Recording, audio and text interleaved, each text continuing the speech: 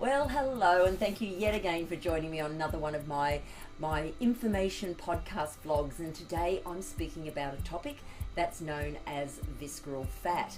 Now, I am still surprised that today some people don't know what visceral fat is, and I'm not judging people by that, but I am surprised simply because it's such an important fat that we don't want on our bodies, and so therefore it's really important that we know what it is, we know that we don't have it, or if we're at risk of having it or have it, we need to be able to get rid of it and know how to get rid of it.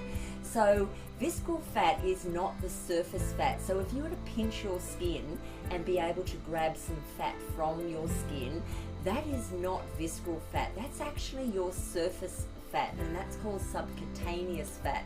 And that fat, okay, it's not great, but it's not as dangerous as visceral fat. And so therefore, if you've got that, just be knowledgeable that's subcutaneous fat. Now, visceral fat actually sits beneath that fat. It's fat that you cannot see, you never will see by being able to actually do a touch test on your body, so much so, but it actually sits underneath your organs. So it's sitting underneath your pancreas and your intestines and your liver and everywhere where you don't want it to be. And it's actually a yellow fat that suffocates your organs. And I know that sounds hideous, but that's an actual fact of what it is. It's suffocating your organs. So just by saying that alone will really raise and should raise the fear that we don't want that on our bodies. We don't want that, and because we can't see it necessarily by doing a pinch test, we are pretty much not aware of how much we might be having. Now, a great way to judge whether you have got this visceral fat that sits on your body is to do the tummy test. Now, even though you might have an excess weight sitting around your belly, again, do the pinch test and know that if you're pinching and you've got the majority of it in your fingers with a pinch, then you've pretty much probably got the subcutaneous fat there. But if you've got rolls of fat and you know that just pinching it doesn't sit in your hands or in your pinch, and there's many more rolls underneath it, or you know that you're a lot thicker side on than what you're holding in your pinch test right there, then there's a high chance that you have got visceral fat and you don't want it. So how do you know? How do you actually know whether you have for sure? Well, the best bet is to go and get an MRI.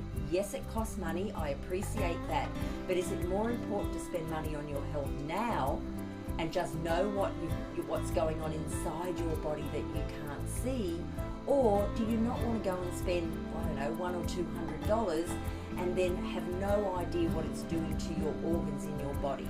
So I know what I would do. I would certainly go for the test and check it out. But if you're certain that you're very wide and you've got loads and loads of excess tires and you cannot just pinch all your fat in your pinch test and you've got loads more excess, then there's a high chance you could avoid the MRI and know that you've got visceral fat, and we need to be able to find the tactics to deplete that altogether.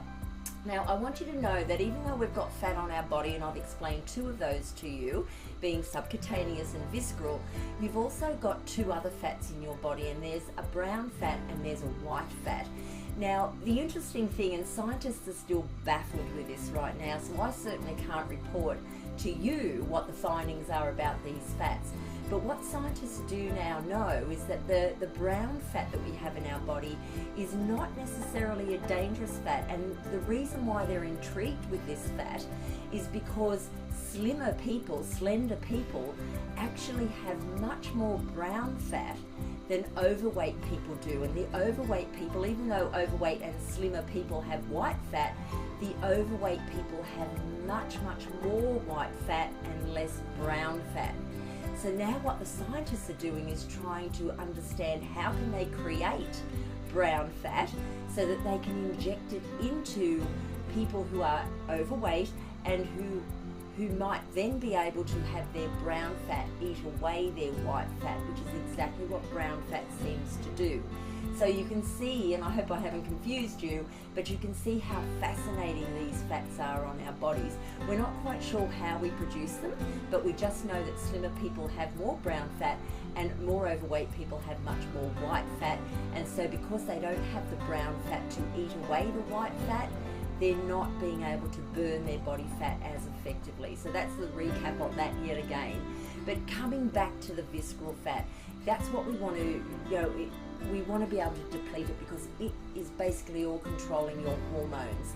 And if your hormones are not controlling, well, your hormones are your growth repair mechanisms in your body. So they're going to grow all the, your hair, your skin, your nails, your organs are all going to function properly. Your reproductive organs are controlled by your hormones, your mood, your cells, everything. Basically everything. We've got thousands of hormones in our body, but if visceral fat is there, it's actually unable, the hormones are unable to function properly, and so therefore this is where we're susceptible to disease. Now, the diseases we're susceptible to, probably the highest one that we're at risk at initially is type 2 diabetes. Now, that's not fun. You might be suffering with that already. You know that it's an inconvenience to your lifestyle.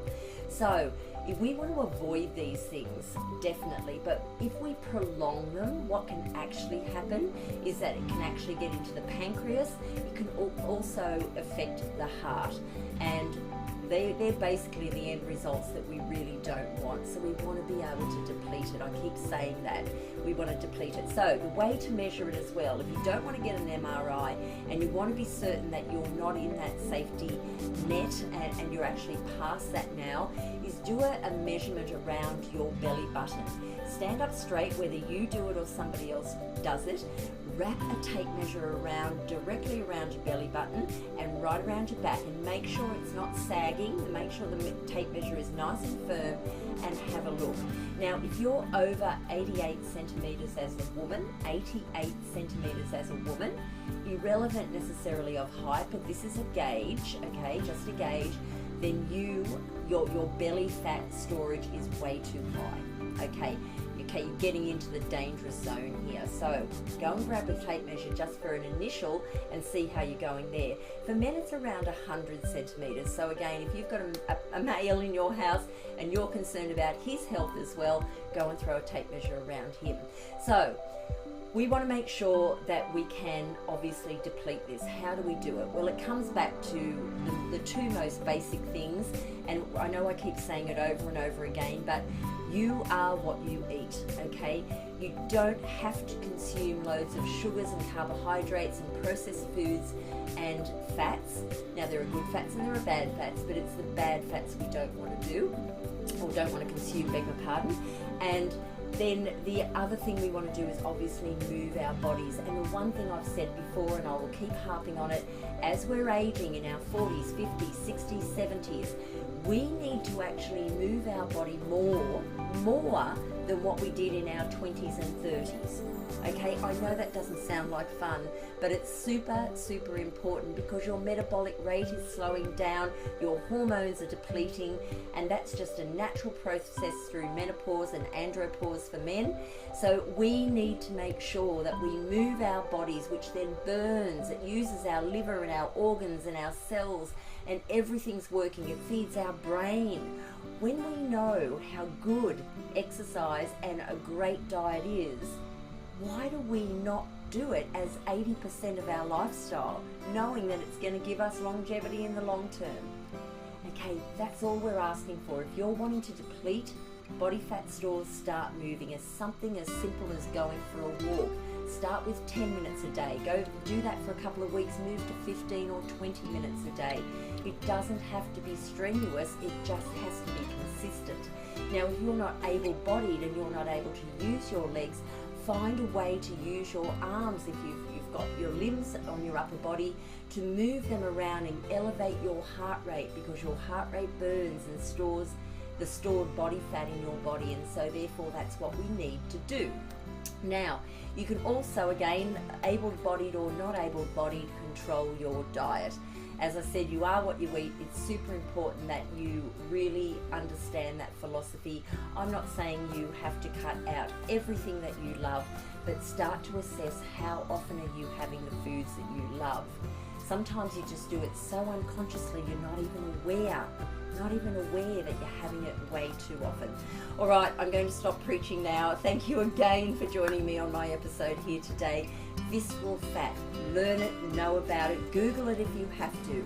Okay, just know that it is so important to deplete it if you've got it, and if you haven't got it, we want to avoid it. That's the most important thing. Now that you know what it is, you're super informed, and I'll see you next time on my next episode. And thank you for joining me. Bye for now. Thanks for watching. I hope you subscribe to my channel and follow me on social media plugged in on your screen right now. Thank you, and stay healthy, stay happy.